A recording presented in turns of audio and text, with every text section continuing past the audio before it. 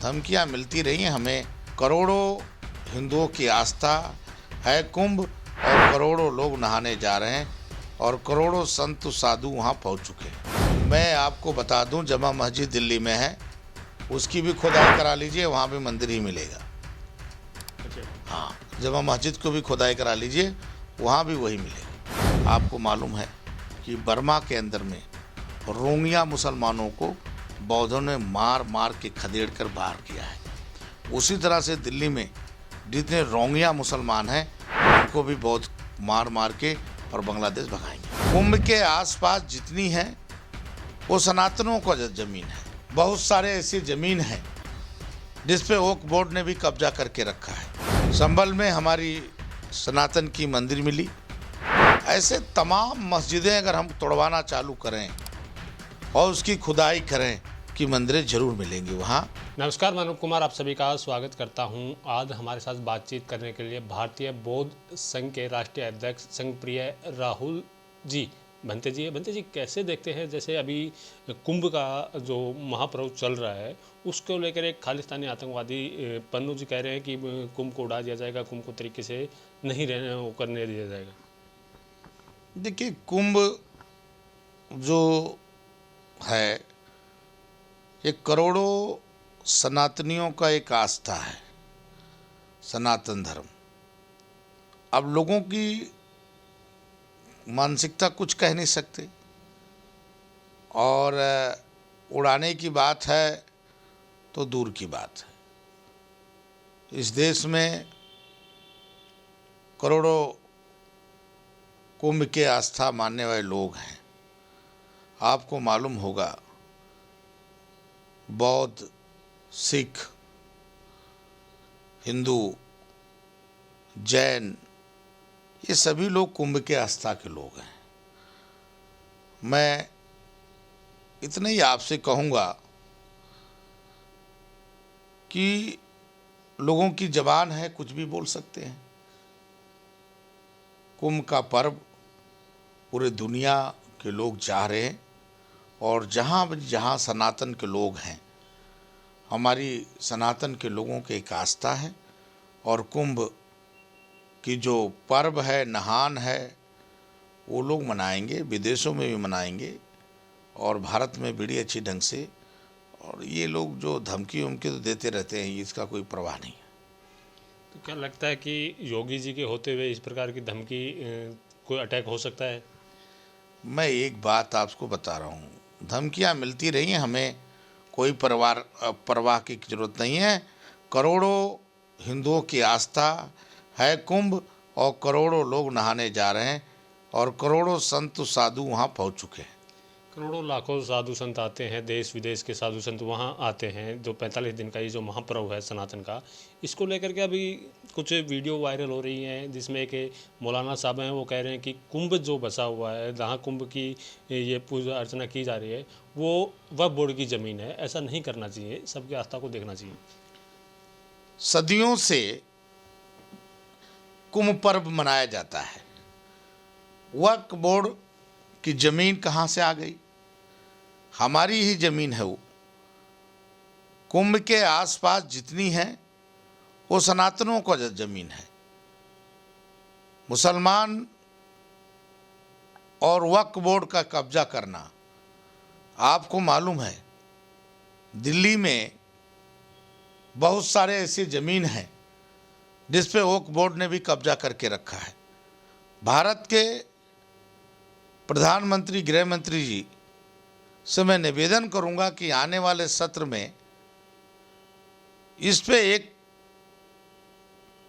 कानून लाना चाहिए ताकि सनातनियों का एक सम्मान मिले।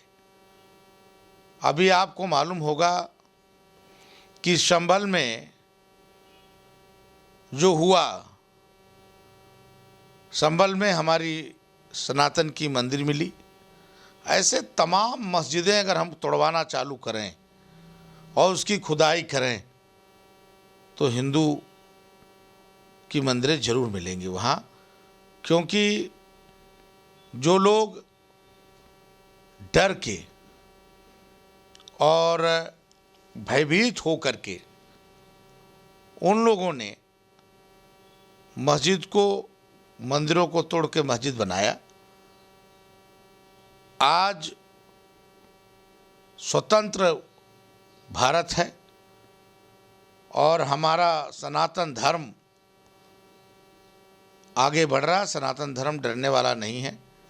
अभी तो देखते रहिए, काशी मथुरा के बाद बहुत सारे ऐसे मंदिर हैं जिन पे हमारा कब्जा होगा। बहुत सारे ऐसे मस्जिदें हैं जिसके अंदर मंदिर हैं, उस पर हमारा कब्जा होगा और हमें दोबारा मिलेगा सनातन को देखने को। जैसे संभल में मंदिर मिला, उसके बाद अब संभल में एक बावड़ी मिली है।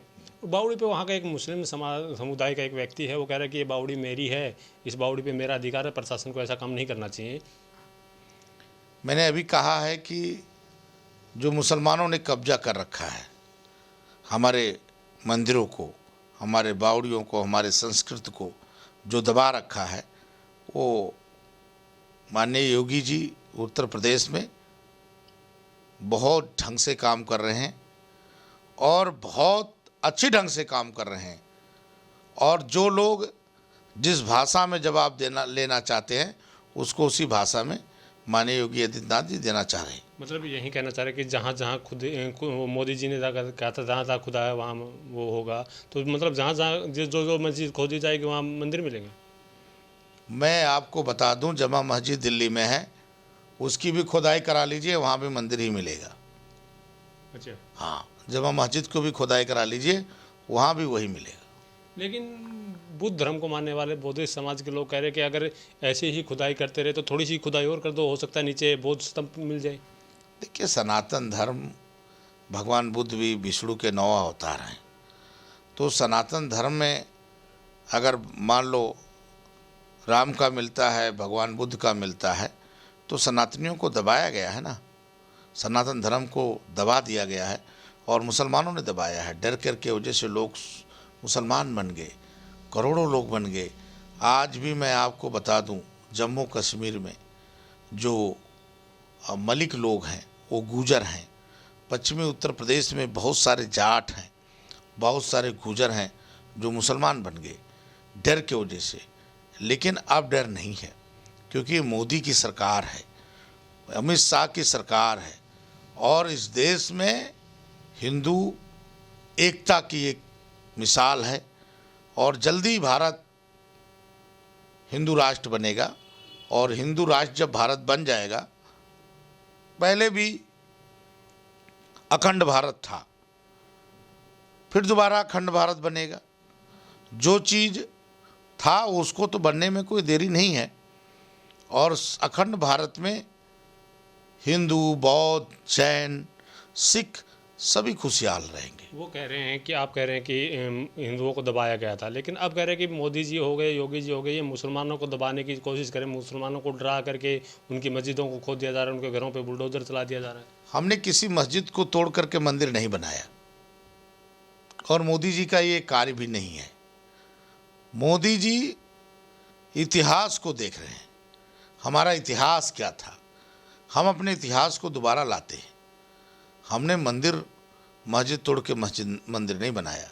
हमारे मस्जिदों के नीचे हमारी मंदिरों जो छुपाई गई हैं उसको हम निकालने की कोशिश हिंदू मुस्लिम का भाईचारा बताया जा रहा है, तो मुसलमानों से बीजेपी की सरकार इतना नफरत क्यों करती है कि कुंभ में भी योगी जी ने बैन लगा दिया कि मुसलमान नहीं आएंगे, कुंभ में भी बैन लगा दिया गया है कि कोई दुकान नहीं लगा पाएगा। देखिए, आपको मैं बता दूं, कुंभ एक हिंदुओं का आस्था है और वहाँ मुसलमानों के क्या काम है। मुसलमान एक ऐसा कौम है जो भारत को पसंद नहीं करता। भारत में जरूर रहता है लेकिन भारत को पसंद नहीं करता है। यहाँ का संविधान नहीं मानता, यहाँ का रीति रिवाज नहीं मानता। तो हमारे रीति रिवाज को ख़राब करने के लिए कुंभ में जाने की क्या ज़रूरत है। इसलिए हमने मुसलमानों को बैन लगा है। आप कह रहे हैं कि भारत के रीति रिवाज को नहीं मानता, लेकिन वो तो कहते हैं कि सबका खून मिला इस मिट्टी में, किसी के बाप का हिंदुस्तान थोड़ी ना है। भारत में कितना खून लोगों ने बहाया है। अगर खून बहाया होगा तो हमारे लोगों को काट के बहाया होगा और किसी को नहीं। इस तरह से बातें करना और अपनी वीरता दिखाना। ये आपको मालूम होगा कि जब भारत और पाकिस्तान बंटवारा हुआ तो लाखों पंजाबियों को काटा गया, ट्रेनों में घुस घुस के बेचारे आए, फिर भी उनको जलाया गया, मारा गया। और जो इस तरह से घटना हुई, ये तो आपको मालूम है, पूरे भारत को मालूम है, पूरे देश को मालूम है कि हमारे साथ कितना अच्छा व्यवहार वो करते हैं। मुसलमानों को इस तरह से बात करना शोभा नहीं देता है। आपको आज मालूम होगा कि अभी हाल में बांग्लादेश में जो हमारे हिंदू संत रहते थे, जो हिंदू रीति रिवाज के लोग रहते थे, उनको कैसे कैसे ढूंढ ढूंढ के मारा गया। ये काम मोदी का नहीं है। मोदी ने तो सबका साथ, सबका विकास, सबका विश्वास किया है। अभी दिल्ली में अगर घर बना तो हिंदुओं को बना, सनातन का बना तो वहाँ मुसलमानों को भी बना। हमारा तो काम है, हम उनको रखना चाहते हैं, हम उनको सारी फैसिलिटी देना चाहते हैं, लेकिन वो मानते ही नहीं, अपने बाज आते ही नहीं। कहाँ फैसिलिटी देना सर? एक एक चल करके तो मस्जिदें खोद रहे हैं, मस्जिदों के नीचे मंदिर निकालने की कोशिश की जा रही है। पहले अयोध्या देख लो, फिर ज्ञानवापी की बात की गई, संभल की बात की गई, अब काशी मथुरा की बात की जा रही है। तो कहाँ उनको एक साथ एक समान दर्जा दिया जा रहा है? मैंने पहले कहा कि हम मस्जिद तोड़ के मंदिर नहीं बनाएंगे। हमारे आपके मस्जिदों के अंदर छुपे भगवान राम, भगवान कृष्ण, भगवान भोलेनाथ और बुद्ध को हम ढूंढ रहे हैं।